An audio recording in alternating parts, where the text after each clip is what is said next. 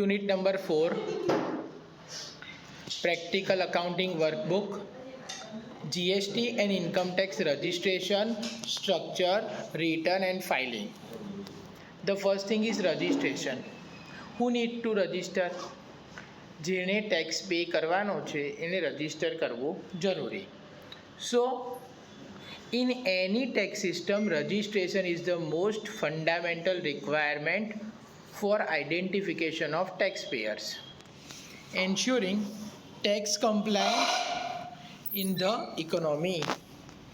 Registration of any business entirely under the GST implies obtaining a unique number from the concerned tax authorities. What is the registration of income tax? It is PAN number, permanent account number. And what is the registration under GST Act? GST number. So when you hold this number, then it is considered that you are registered with the authority. બરાબર. અને આ નંબરથી જ તમારા government સાથેના transaction identify થશે. તમારે કેટલો ટેક્સ ભરવાનો છે, તમે કેટલો ટેક્સ ભર્યો, કેટલા તમને રિફંડ આપવાના છે, આ બધી જ વસ્તુઓ શેનાથી આઈડેન્ટિફાઈ થાય? આ નંબરથી. બરાબર. તો આ બધી જ વસ્તુ શેની અંદર આવશે? નંબરથી. Without registration, a person can neither collect tax from the customer nor claim any input tax credit. જીએસટીની વાત કરો તો જીએસટીમાં ઇનપુટ ટેક્સ ક્રેડિટ લેવાની હોય. તો વિધાઉટ રજિસ્ટ્રેશન કસ્ટમર પાસેથી કોઈ જીએસટી ના લઈ શકે, ઇવન એ જીએસટી પે ના કરી શકે, અને એને જે ટેક્સ ભર્યો હોય ને એને ક્રેડિટ પણ મળે નહીં. Need and advantages of registration. So, he is legally recognized as supplier of goods and service. જીએસટીનું રજિસ્ટ્રેશન થઈ જાય, જીએસટી નંબર આવી જાય એટલે તમે અંડર જીએસટી લીગલી રજિસ્ટર્ડ થઈ ગયા, એટલે તમારી પાસે ઓથોરિટી મળી ગઈ to supply goods and service. He is legally authorise to collect tax from the customer. આપણે શોપમાંથી કંઈ વસ્તુ બાય કરીએ તો ઘણી જગ્યાએ જીએસટી અલગથી ચાર્જ કરે ને, તો જે લોકો બી જીએસટી અલગથી ચાર્જ કરતા હોય એની શોપ ઉપર કે એના પ્રીમાઇસીસ ઉપર આપણને જીએસટી નંબર લખેલો દેખાશે. દેખાય ને? So he has right to collect tax from the customer and he has right to avail input tax credit. બરાબર. ચલો. He can claim input tax credit of taxes paid and can utilize the same for the payment of taxes due on supply of goods and service tax. એટલે એને જે purchase of goods and service પર જે બી tax pay કર્યો હોય એની એને credit મળે, and that tax credit can be use to pay the GST. Or nature of registration. The registration of GST is PAN based. જીએસટીનું રજિસ્ટ્રેશન શેના base પર છે? પાન, એટલે કે પરમેનન્ટ અકાઉન્ટ નંબર. એટલે ઇન્કમ ટેક્સમાં તમે રજિસ્ટ્રેશન કરાવો તો તમને પાન નંબર મળે. એ પાન નંબર અને સ્ટેટનો કોડ ઇન્ક્લુડ કરીને કયો નંબર બને? GST. Therefore V call it a GST registration is based on PAN, that is permanent account number. seamless flow of input tax credit.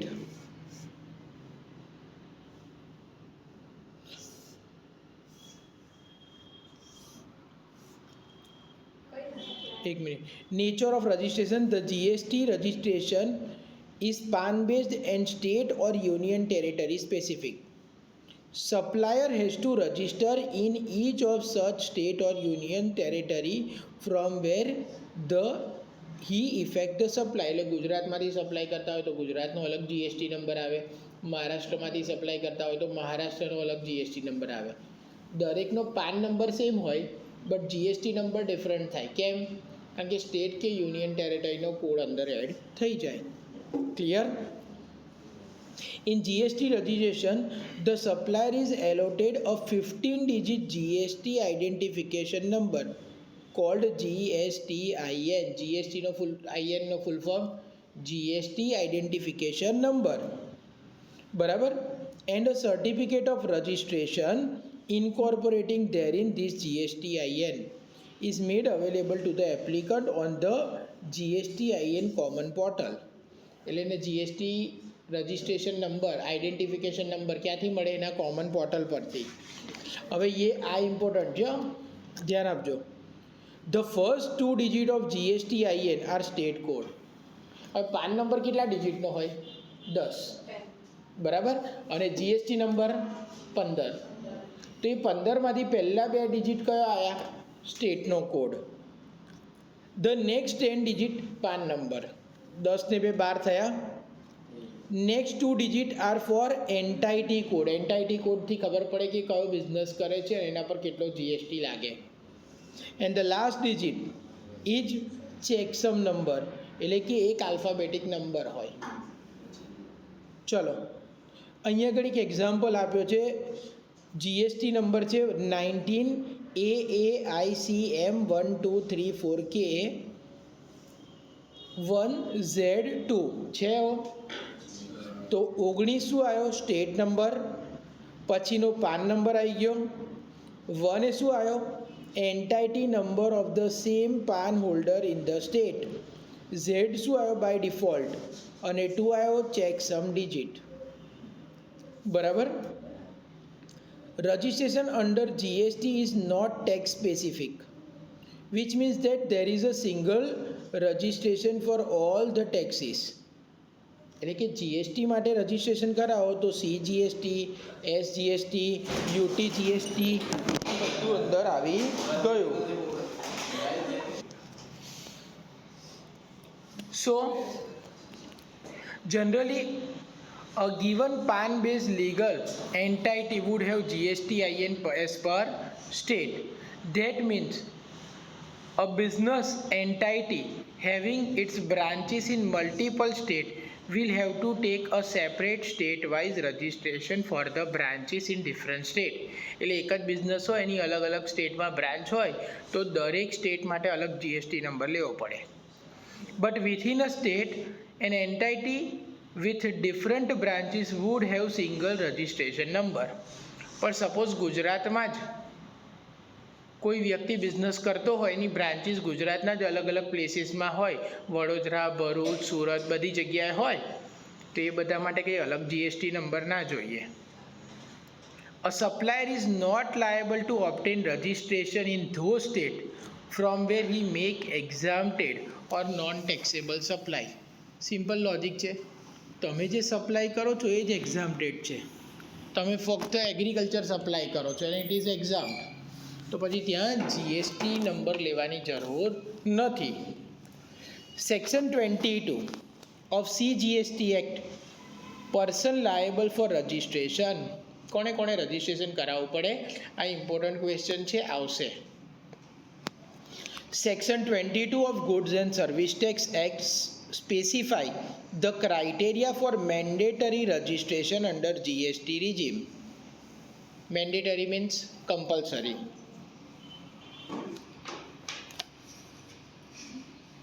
So section 22 indicates mandatory registration. Mandatory means compulsory. This section ensures that the business exceeding certain turnover threshold or involved type of activity are registered under GST. તો GST રજિસ્ટ્રેશનનો compulsory criteria કયો? When you cross the turnover, બરાબર, threshold limit, અથવા તો when you supply a specific kind of product you need to registrate. Section 22 of CGST person liable to registration. પહેલાં code 1, એમાં MMTN state with threshold limit of 10 lakh. બરાબર. MMTN means Manipur, Mizoram, Tripura and Nagaland. આ જે 4 state છે એમાં તમારું જો turnover supply total supply 10 lakh કરતાં વધારે થાય then you need to register for GST. Code number 2 AMS UPT, ત્યાં લિમિટ કેટલી? 20 lakh for both goods and service. Goods માટે પણ 20 lakh, સર્વિસ માટે પણ 20 lakh. AMS UPTમાં Arunachal Pradesh, Meghalaya, Sikkim, Uttarakhand, Pondicherry, Telangana. And code 3 HAG others. HAG જોડે વર્ડ કયો આવ્યો? અધર્સ. તો state with threshold limit of 20 lakh for service and 40 lakh for goods. Only intrastate. Intrastate એટલે વિથિન સ્ટેટ. જો તમે ઇન્ટરસ્ટેટ ટ્રાન્ઝેક્શન કરો, ગુજરાતમાંથી બીજા કોઈ સ્ટેટમાં ગુડ્સ વેચતા હોય, ઇન ધેટ કેસ તમારે તો જીએસટી કમ્પલસરી લેવો જ પડે. પણ અહીંયા સર્વિસ માટે 20 લાખની લિમિટ અને ગુડ્સ માટે 40 લાખની લિમિટ. એમાં કયા કયા? Himachal Pradesh, Assam, Jammu and Kashmir and other state. હવે અહીંયા આ 3 વર્ડ લખ્યા છે, પણ ડાયરેક્ટ અધર સ્ટેટ સમજીએ તો પણ આવી જાય. કારણ કે 10 લાખની લિમિટ કોમાં હતી? મણિપુર, મિઝોરમ, ત્રિપુરા અને નાગાલેન્ડમાં. 20 લાખની લિમિટ ગુડ્સ માટે પણ ને 20 લાખની લિમિટ સર્વિસ માટે પણ. ક્યાં? અરુણાચલ પ્રદેશ, મેઘાલય, સિક્કિમ, ઉત્તરાખંડ, પોંડિચેરી અને તેલંગાણા. અને બાકીના બધા જ સ્ટેટ માટે સર્વિસની લિમિટ કેટલી? 20 લાખ અને ગુડ્સ માટે 40 લાખ. આ બધામાં કયો સેલ આવી જાય? ફક્ત સપ્લાય ઇન્ટ્રાસ્ટેટ. ક્લિયર? ચલો, practical implication. Business must monitor their aggregate turnover closely to determine their liability for GST registration. Suppose last 5 years 6 yearsથી આપણે થ્રીશોલ્ડ લિમિટને ક્રોસ કરતા નથી, એટલે આપણે જીએસટી પે નથી કરવાનું. પણ જે વર્ષે ક્રોસ કરીએ કે તરત જ આપણે જીએસટી રજિસ્ટ્રેશન માટે લાયેબલ થઈ જઈએ. એટલે ત્યાર પછી ક્રોસ કર્યા એ તારીખથી તમારે જીએસટી કલેક્ટ પણ કરવો પડે અને પે પણ કરવો પડે. એટલે એના પર ક્લોઝલી ધ્યાન રાખવાનું.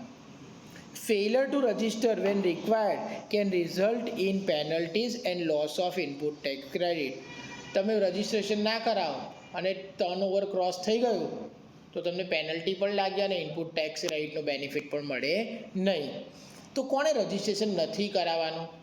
તો section 23 of the Goods and Service Tax Act specify the category of a person who are not required to register under GST regime. These exemptions are provided to ensure that certain individual or entities are not burdened with the compliance of the requirement of GST due to the nature or scale of their activities. કયા કયા? એક તો word આવ્યો nature, means એ એવા ટાઈપના goods વેચે છે જ્યાં GST registration is not required. And scale. Scale means એમનું ટર્નઓવર. તો first, person engage exclusively in supply of non taxable or exempted goods or service. તમે ફક્ત એક્સપોર્ટ ઓરિએન્ટેડ ગુડ્સ જ પ્રોડ્યુસ કરો છો અને એક્સપોર્ટ એવી એક્ઝામ છે.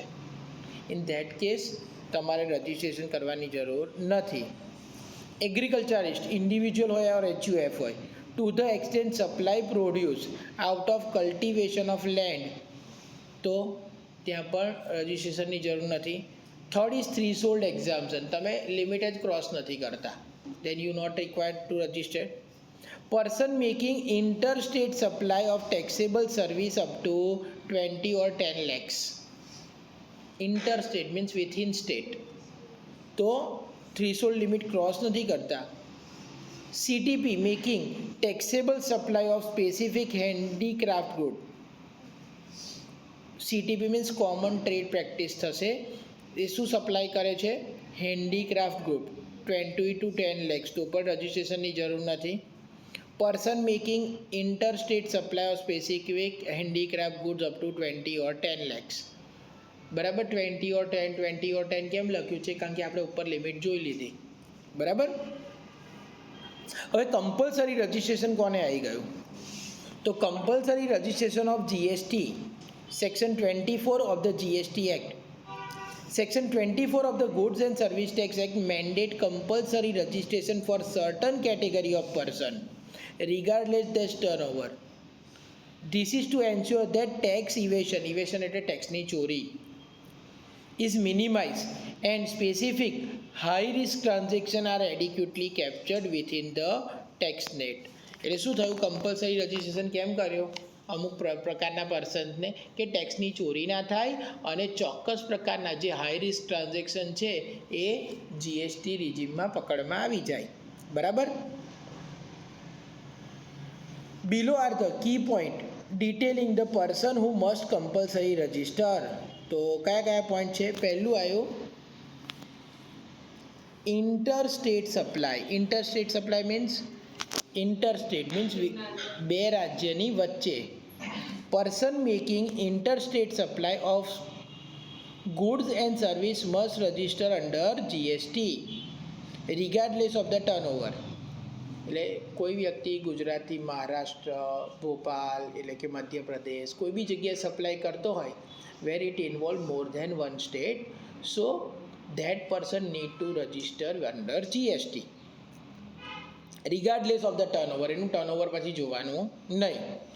Note, however, a limit of 20 or 10 lakh is available in case of interstate supply of taxable service and specified handicraft good. પણ જો સર્વિસ સપ્લાય કરતો હોય તો એમાં ટર્નઓવર લિમિટ છે. ફોર એક્ઝામ્પલ, દિલ્હીથી કોઈ પર્સન છે, દિલ્હીથી ચાર્ટર્ડ એકાઉન્ટન્ટે પોતાની સર્વિસ ગુજરાતમાં આવીને આપે છે, તો ત્યાં લિમિટ એપ્લાય થશે. બરાબર. અને બીજું શું કહે છે? હેન્ડીક્રાફ્ટ ગુડ્સ, એને માટે પણ લિમિટ એપ્લાય થશે.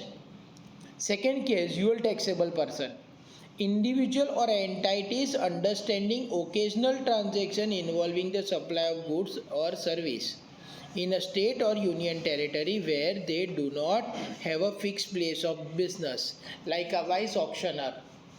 ઓક્શનર ઓક્શન કરે છે પણ એના માટે કોઈ ફિક્સ પ્લેસ ઓફ બિઝનેસ નથી, જ્યાં ઓક્શન થતો હોય ત્યાં પોતાની એ સર્વિસ આપે છે. Person who are required to pay tax under reverse charge mechanism.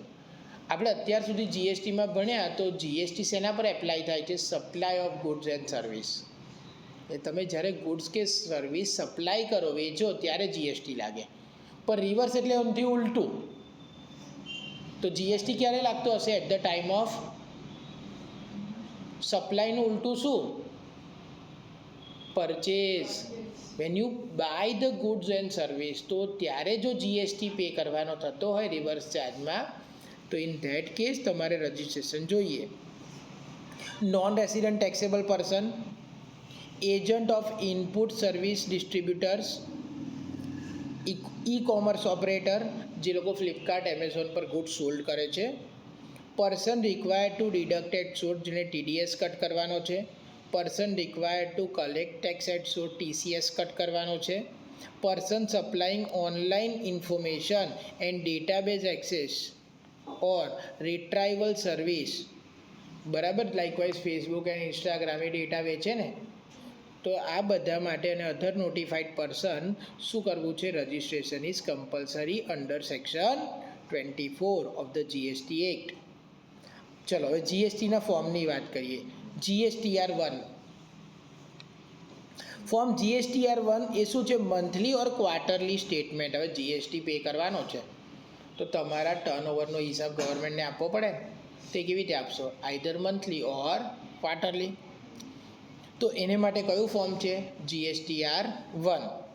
GST એટલે goods and service tax, R for return, અને 1 એ શું ઇન્ડિકેટ કરે છે? Form number 1.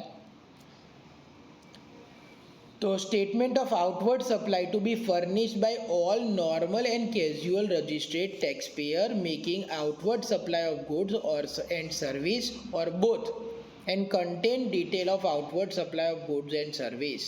એટલે એની અંદર તમે જે પણ ગુડ્સ અને સર્વિસ સપ્લાય કરી હોય એની ડિટેલ્સ આપણે પ્રોવાઈડ કરવાની.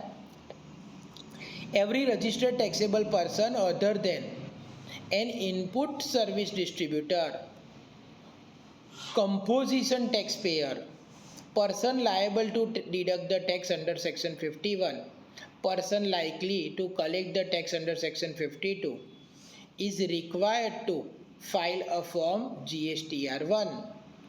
તો બધાએ જ GSTR1 ફોર્મ ફિલઅપ કરવાનું છે એક્સેપ્ટ ધ ફોલોઈંગ પર્સન. જે ઇનપુટ સર્વિસ ડિસ્ટ્રીબ્યુટર હોય, જે કમ્પોઝિશન ટેક્સ પેયર હોય. આપણે ઘણીવાર હોટલમાં જઈએ તો બોર્ડ માર્યું હોય કે અહીંયા જીએસટી સેપરેટલી લેવામાં આવતો નથી, હોય ને એવું બોર્ડ, અમુક હોટલમાં 2.5% કરીને 5% જીએસટી અલગથી લે, અમુક લોકો લેતા નથી. તો જે લોકો જીએસટી લેતા નથી they applied for composition scheme, તો એમણે GSTR1 ફાઇલ કરવાની જરૂર નથી. બરાબર. Person can opt for quarterly filing from GSTR1 under following condition. એટલે GSTR1 બધાએ મંથલી જ ફાઇલ કરવાનો છે, પણ કોને ક્વાર્ટરલી ફાઇલ કરવાની પરમિશન આપી? If turnover during the preceding financial year was up to 5 crore or less. તમારું ટર્ન ઓવર ગયા વર્ષનું 5 કરોડ કરતાં ઓછું હોય તો તમે ક્વાર્ટરલી પણ રિટર્ન ફાઇલ કરી શકો. If person are registered under current financial year and except your aggregate turn over be up to 5 crore. ચલો લાસ્ટ યરનું તો 5 કરોડ નહોતું જ, પણ આ વર્ષનું બી હજી 5 કરોડ નથી થયું, ત્યાં સુધી તમે ક્વાર્ટરલી રિટર્ન ફાઇલ કરી શકો. When you cross the limit of 5 crore તમારે કમ્પલસરી શું થઈ જાય? મંથલી રિટર્ન ફાઇલ કરવાનું. Note: in case of a person has chosen option for quarterly return option, you need to file both form GSTR1 and GSTR3B quarterly. તો બે form ભરવા પડે, GSTR1 તો ભરવાનું અને બીજું કયું? GSTR3B. GSTR3B કોને માટે આવ્યું? જેણે ક્વાર્ટરલી રિટર્ન ઓપ્ટ કર્યું છે તેને માટે. Invoice can be uploaded any time during the tax period and not just at the time of filing GSTR1. તમારા જે બી ઇન્વોઇસ હોય, બિલ હોય, બિલ શું ઇન્ડિકેટ કરે? તમે કેટલો ગુડ સપ્લાય કર્યો એ તમે ગમે તે ત્યારે અપલોડ કરી શકો during the financial year. Invoice can be modified, deleted any number of time till submission of GSTR1. Suppose invoice file કરી દીધું પણ પછી ખબર પડી કે સેલ્સ રિટર્ન થઈ ગયું કે સપોઝ ખોટું ઇન્વોઇસ થઈ ગયું, તમે ડિલીટ બી મારી શકો. જ્યાં સુધી રિટર્ન ફાઇલ નથી કરી શકતા ત્યાં સુધી તમે ગમે એટલી વાર ઇન્વોઇસ સબમિટ કરી શકો. Uploaded invoice detail in a draft version till GSTR1 submitted. Draft એટલે આપણે જીમેલ કરીએ તો ડ્રાફ્ટમાં મેસેજ રહે ને, તો ડ્રાફ્ટમાં મેસેજ હોય એને શું કહેવાય? અનસેન્ડ મેસેજ. તો જ્યાં સુધી GSTR1 ફાઇલ ના કરો ત્યાં સુધી બધા જ ઇન્વોઇસ અનસેન્ટ રહ્યા કહેવાય. Scan copies of invoice are not required to be uploaded. Only certain prescribe field of information from invoice need to be uploaded. આપણે કંઈ બધા બિલ સ્કેન કરીને નથી અપલોડ કરવાના, આપણે ખાલી એની ડિટેલ જ અપલોડ કરવાની. એટલે એમાં GST number, amount of supply, which product is supply, આ બધી ડિટેલ આવી જાય, ડેટ ને આ બધી વસ્તુ. GSTR1 need to be filed even if there is no business activity. Suppose કોઈ કારણસર આપણે બિઝનેસ એક્ટિવિટી કરી જ નથી શક્યા તો નીલ રિટર્ન ફાઇલ કરવાનું. Taxpayer opting for voluntary cancellation of GSTR-IN will have to file GSTR1. એટલે સપોઝ દાખલા તરીકે કોઈ કારણસર બિઝનેસ બંધ કર્યો તો નીલ રિટર્ન ફાઇલ કરીને પણ GSTIN કેન્સલ કરવાની એપ્લિકેશન કરવાની. In case where taxpayer has been converted from a normal taxpayer to the composition taxpayer, GSTR1 will be available for filing only for the period during which taxpayer has registered as normal taxpayer. એટલે જ્યાં સુધી તમે normal taxpayer તરીકે હોય ત્યાં સુધી GSTR1 file કરવાનું. Composition taxpayer કરી દીધું એ તમે ઉચ્ચક ટેક્સ પે કરી દો છો ત્યારે GSTR1 ફાઇલ કરવાનું નથી. બરાબર.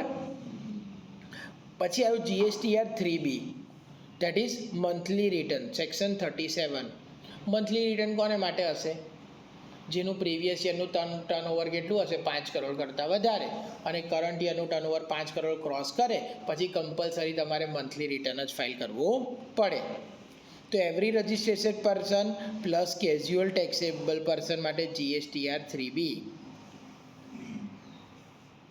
ISD NRTP Act, composition dealer under section 10, person deducting tax at source 51, person collecting tax under the source 52, supplier of OIDAR service. બરાબર. તો એ બધાને GSTR3B ભરવાનું નથી. ચલો, form GSTR3B is a simplified summary return and for the purpose of return is for the taxpayer to declare their summary GST liability for particular tax period. એટલે આમાં summary શબ્દ પર ભાર આપ્યો. એટલે આપણે બધા બિલ નથી અપલોડ કરવા, ખાલી આપણે સમરી અપ્લાય કરવાની કે કેટલો જીએસટી, કેટલો ગુડ્સ અપ્લાય કર્યો, કેટલો ટેક્સ પે કરવાનો છે. And discharge these liabilities. A normal taxpayer is required to form GSTR 3B return for every tax period. All normal taxpayer and casual taxpayer are required to form GSTR 3B. આ બધાએ ભરવાનું છે. For monthly filers, due date of, યાદ રાખજો આ પૂછાશે, જે લોકો monthly જીએસટીનું return file કરે છે તો જીએસટીઆર ફોર્મ 3B ફાઇલ કરવાની ડેટ કઈ છે? 28th day of the month following the month.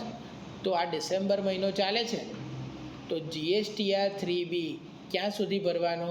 20 જાન્યુઆરી સુધી, જાન્યુઆરીનું 20 ફેબ્રુઆરી સુધી, ફેબ્રુઆરીનું 20 માર્ચ સુધી. ક્લિયર? જે લોકો ક્વાર્ટરલી ફાઇલ કરે છે તો એમાં ક્વાર્ટર પતે as notified by different state and union territory 22nd and 24th day of the month following the quarter. તો પહેલું ક્વાર્ટર આવે કયું? એપ્રિલ, મે, જૂન. તો જૂનમાં ક્વાર્ટર પત્યો તો જીએસટીઆર ફોર્મ ક્યાં સુધી ફાઇલ કરવાનો? 22 જુલાઈ કે 24 જુલાઈ, જે સ્ટેટ કહેતા હોય એ પ્રમાણે. બરાબર? બીજું ક્વાર્ટર આવ્યું જુલાઈ, ઓગસ્ટ, સપ્ટેમ્બર, તો એનું 22 ઓક્ટોબર કે 24 ઓક્ટોબર સુધી ફાઇલ કરવાનું. Filing of form GSTR 3B is mandatory for all normal અને casual taxpayer. બધા માટે કમ્પલસરી છે. Even if there is no business, nil return file કરી દેવાનું. બરાબર? ચલો, quarterly return with monthly payment scheme. Quarterly return with monthly payment, એનું QR એટલે quarterly return monthly payment scheme is for eligible taxpayer to file their form GSTR 1 and form GSTR 3B return on quarterly basis while paying their tax due on a monthly basis. Return quarterly, tax monthly pay કરવાનો. પડી ખબર? હિસાબ ક્યારે આપવાનો? દર 3 મહિને, પણ randomly ઉચ્ચક tax દર મહિને ચૂકવી દેવાનો.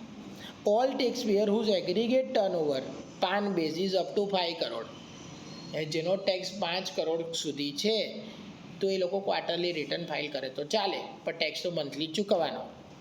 In the current financial year and preceding financial year have already file their last due form GSTR 3B રિટર્ન, એ quarterly return and monthly payment scheme માટે એલિજિબલ છે. Pre condition for quarterly return and monthly payment scheme. Following precondition must be fulfilled by a taxpayer for opt for quarterly return and monthly payment scheme. પહેલું, taxpayer must be registered as a regular or opted for composition scheme. એટલે registered હોવો જોઈએ, કાં તો normal કાં તો composition માટે. taxpayer must have a valid ID and password. Annual turnover એટલે annual aggregate turnover current period અને પ્રેસિડિંગ પીરિયડનું 5 કરોડ કરતાં ઓછું હોવું જોઈએ કે 5 કરોડ સુધી હોવું જોઈએ. Form GSTR 3B return for most recent tax period has been filed. GSTR 3B ભરેલું હોવું જોઈએ. There is no data saved on a portal from GSTR 1 for the applicable period, that is period for which you are opting for quarterly return monthly payment. તો એમાં કોઈ portal પર data fulfil કરેલો હોવો જોઈએ નહીં, તો જ આ કરાય. હવે GSTR 9 શું છે? એન્યુઅલ રિટર્ન છે. તો form GSTR 9 is an annual return to be filed once for each financial year by the registered taxpayer who were regular taxpayer including SEZ unit. SEZ means special economic zone. ગવર્મેન્ટે અમુક જગ્યાને special economic zone declare કર્યા હોય જ્યાં આગળ એ લોકોને tax benefit મળતા હોય, અને અહીં આગળ એ લોકો જનરલી એવી એક્ટિવિટી કરતા હોય જે જનરલી શેની હોય? એક્સપોર્ટની, જેને EOU તરીકે પણ ઓળખીએ, export oriented unit. And says developers. The taxpayer are required to furnish the detail of purchase, sale, input tax credit or refund claimed or demanded, created, etc. in this return. આ બધું GSTR 9માં annual રિટર્નમાં file કરવાનું. Form GSTR 9 is to be filed by a person who is registered as normal taxpayer, including sales unit developer, taxpayer who have withdraw from the composition scheme to normal tax. એટલે કે જે લોકો normal tax પેમેન્ટની સ્કીમમાં છે એણે GSTR 9 annual return file કરવાનું. Composition સ્કીમમાંથી પોતાનું નામ વિથડ્રો કર્યું હોય તો GSTR 9 આવે, પણ જો તમે કમ્પોઝિશન સ્કીમમાં હોય તો GSTR 9 આવે નહીં. નોટ, કમ્પોઝિશન ટેક્સપેયર હોય તો એ એન્યુઅલ રિટર્ન શેમાં ફાઇલ કરશે? GSTR 9A. તો યાદ રાખજો, GSTR 9 કોને માટે? Annual return of normal taxpayer, and GSTR 9A composition સ્કીમવાળા માટે. Annual return is not required to be filed by casual taxpayer, non-resident taxpayer, બરાબર? ISD and OIDAR service provider, એટલે જે લોકો રેરલી ટ્રાન્ઝેક્શન્સ થાય છે, દાખલા તરીકે કોઈ NRI હોય એ ઇન્ડિયામાં આવીને જીએસટી લાયેબલ છે એવો કોઈ ટ્રાન્ઝેક્શન કરે તો એને ટેમ્પરરી જીએસટી નંબર મળે. તો એ તો ફક્ત એ જ પીરિયડમાં ટ્રાન્ઝેક્શન કરવાનો છે ને, આખું વર્ષ તો ટ્રાન્ઝેક્શન કરવાનું નથી, તો એને એન્યુઅલ રિટર્ન ફાઇલ કરવાની જરૂર નથી. Pre condition for filing the form GSTR 9R, taxpayer must have active GSTIN, એટલે કે એક્ટિવ જીએસટી આઇડેન્ટિફિકેશન નંબર હોવો જોઈએ એની પાસે, during the relevant financial year as a normal or regular taxpayer. Taxpayer has filed all applicable return, GSTR 1, GSTR 3B, બધા જે return છે એને file કરેલા હોવા જોઈએ. GSTR 9 is an annual return to be filed by a taxpayer registered under the Goods and Service Tax in India. It includes detailed information regarding the inward and outward supply made. Inward supply means જેના પર એને input tax credit મળી છે, જે goods and service એણે buy કર્યા છે, અને આઉટવર્ડ સપ્લાય મીન્સ જે ગુડ્સ અને સર્વિસ એણે સેલ કર્યા છે. Important point, due date generally GSTR 9 must be filed by 31st December of the subsequent financial year. એટલે આપણું યર 31st માર્ચે પૂરું થાય તો એ વર્ષની 31st ડિસેમ્બર સુધી GSTR 9 ફાઇલ કરી દેવાનું. પેનલ્ટી ફોર લેટ ફાઇલિંગ યાદ રાખજો, એક્ઝામમાં આવશે. Late filing attract a penalty of 100 per day, એક દિવસના 100 રૂપિયા. CGST and SGST subject to a maximum of 0.25% of turnover, એટલે તમારું ટર્નઓવર જે હોય એના 0.25% or 100 rupees per day, whichever is lower એટલી પેનલ્ટી લાગે. Reconciliation, ensure all return GSTR 1, GSTR 3B, etc. are reconciled to avoid discrepancies. ચલો, હવે આપણે step 2 file GST return online. જીએસટીનું રિટર્ન કઈ રીતે ફાઇલ કરવાનું એના સ્ટેપ આપેલા છે. First step, visit the GST portal. Second, click on the service button. Third, click on the return dashboard, and then from drop down the menu file the financial year and the return filing period. આ detail fulfil કરવાની. Now select the return that you want to file and click prepare online, બરાબર. પછી enter all the required value including the amount and late fees if applicable, બધા જ amount fulfil કરી દેવાની. Then after, once you have filed all the detail, click on save and see success message display on the screen. Now click a submit button of the page file return. Once the status of your return changes to submitted, scroll down and click on the payment of tax title. Then check the balance to view cash and credit balance. Make sure you know this detail before paying the tax for respective minor heads. જો તમે minor માટે responsible person હો તો એ જોઈ લેવાનું. Next to clear your liability, you need to mention the amount of credit you want to use from the available credit. Credit એટલે input tax credit તમારી પાસે જે છે એમાંથી કેટલી યુઝ કરવા માંગો છો ટેક્સ પે કરવા. Then click offset liability to make the payment, બરાબર. જ્યારે ડિસ્પ્લે પર કન્ફર્મેશન આવી જાય તો ઓકે ક્લિક કરવાનું. Lastly check the box against declaration and select the authorized signatory from the drop down list. Now EVC, click on the proceed, make the payment in the next step for your respective GST. તો અહીંયા આગળ GSTનું પૂરું થયું. Then after income tax.